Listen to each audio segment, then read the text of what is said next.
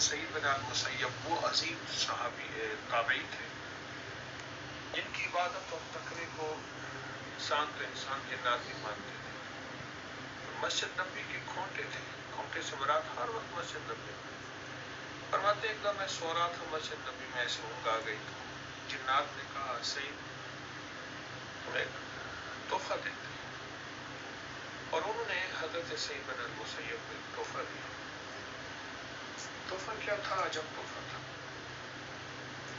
اور میں جب بھی کوئی حاجت ہو، پریشانی ہو، ایک تسبیح پڑھ لیں، اللہم انک ملیک مقتدر ما تشاء من امرک، بس. اور اس کو مستقل پڑھیں، توجہ سے پڑھیں، صبح شام پڑھیں، نماز کے بعد پڑھیں، اول آخر درود پاک 3 بار پڑھیں. یقین بھائی میں نے دریائے نیل کے کنارے بیٹھ کے میں نے ایک تسبیح پڑھی.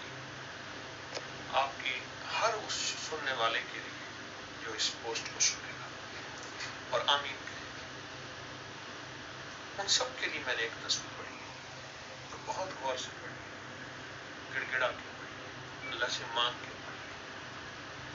اللہم انک ملیک مقتدر، مالک بھی ہے، اقتدار بھی رکھتا ہے، ملک تیرا، اقتدار تیرا. ما تشاء چاہے گا، من امر یکن، بس.